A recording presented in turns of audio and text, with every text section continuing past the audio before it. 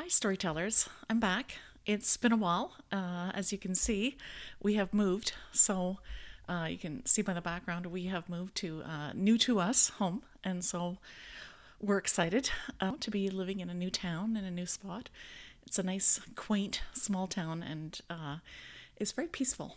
And so, but today I wanted to talk to you about how to write emotionally charged characters in your novel. Knowing your characters is really key to writing your novel. When you know your characters, you will start to understand a few things like what they want, what really drives them, and their deepest wounds and fears, which is almost, the most important thing. It seems to be, I don't know, when I read and when I write, it feels like that's one of the more important things. Knowing all these details are critical to getting to the heart of your story. And since every great story is about a character in an ordinary world that gets set off in a new direction due to some incident, when you start your novel, you'll need to have enough information about your protagonist and her world, her core need, the stakes, and the conflict for the story, so that you can write the start of your story in a way that sparks your reader's interest. So, how do you do that? Right? This is the question. I think a good example of this is really the opening, I don't know, a few pages up to the inciting incident of The Hunger Games by Suzanne Collins. I refer to that one because a lot of us know that one either from the movie or from the book. Beginning shows Katniss' skills at hunting, and it shows the desperate situation of District 12 with very little food for the people. It shows Peeta and Gale, the two males who play an important role in Katniss's life.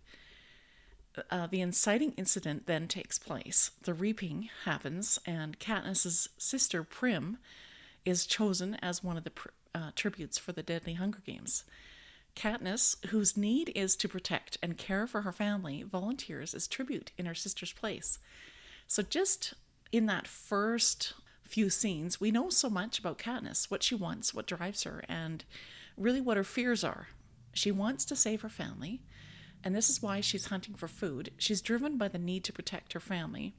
Her fears are that she'll lose the people she loves. So her core need is eventually what drives her to be courageous and to volunteer as tribute, to take her sister's place in the Hunger Games. The tricky part is to create a visible image in your reader's mind as you write. Instead of just, telling the story or writing a summary of the story, to really to paint a picture is really what we want to do as writers, right?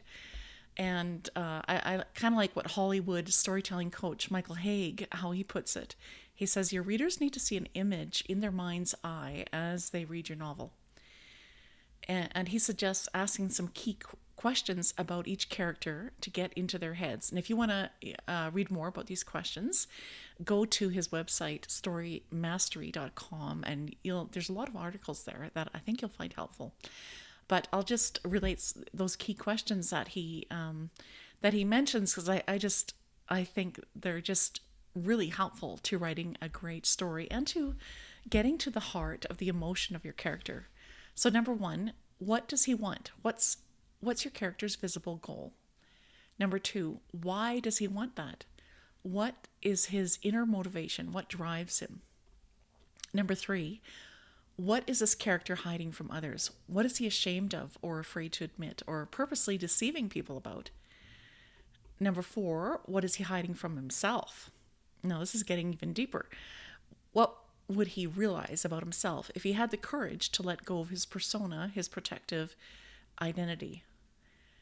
And the most important question of all, which is the direct path to giving a character depth, impact, and transformative arc, is number five. What terrifies your character emotionally? What wounds has he suffered and what beliefs is he clinging to in order to make himself feel safe?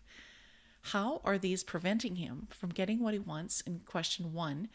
Or how are these fears leading him to a false, unfurling desire in question number two, rather than towards his true destiny? And so these are really great questions to ask as you are forming your character.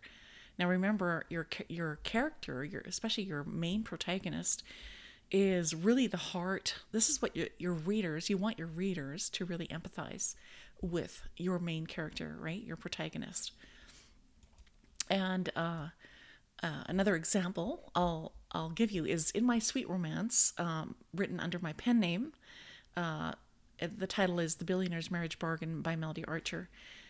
My heroine, Elle, she wants to be loved. She's lost her parents at a young age and was left to be raised by a stepmother who didn't like her. This is kind of a Cinderella retelling, just kind of in my own way. But this is why, if you're thinking, I have heard this type of trope before. Well, you have. It's a kind of a retelling, in my own way, of Cinderella, the fairy tale. And so, back to the story. Elle, her visible goal is to save her late father's ranch, and she wants to do this to save the ranch, just because she loved her dad so much. And this reflects on her deepest need, which is to be loved. She fears abandonment and rejection and, essentially not being loved. Elle is hiding the fact about this need, that she needs to be loved, and she's afraid to be vulnerable. Her godmother, Detective Joanna Kingsley, confronts Elle about how she's always making excuses for why her stepmother is so mean to her. Her godmother tells Elle, you need to realize your stepmother is using you and playing on your emotions.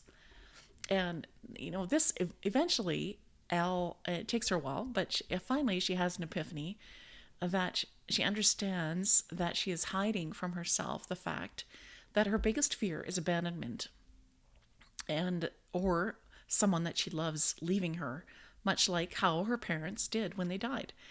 And this abandonment and being left alone and feeling not safe is what terrifies Elle emotionally and causes her to put walls up around her heart, especially as Adam begins to get closer to her, right? And begins to woo her. And so Elle is really scared to let down her guard and, scared that perhaps Adam will leave her too, like her parents left her. And so these are important things to understand about your story, is where are their emotional wounds? What do they fear the most? What are they hiding from others? What are they hiding from themselves? I just really encourage you to go through that list of 5 questions that storytelling coach Michael Haig, talks about, and answer those questions about your story, about your main character. And it'll really help you, I really feel, to dig deeper into who your characters really are. Because really the goal is you want to create tension in your story to increase the emotional involvement of your readers. It's this emotional tension between whether your character will succeed or fail at getting that thing that they desire the most. This is what your readers really want. They want that emotional tension. And they want to feel like they are involved, like they are literally walking beside your hero or your heroine in the story. This is what readers want to feel. They want to be deeply involved. And getting to the heart of these questions really will help you do that. So digging deep into your characters' wounds, fears, who they are, will create that wonderful tension that readers are really longing for.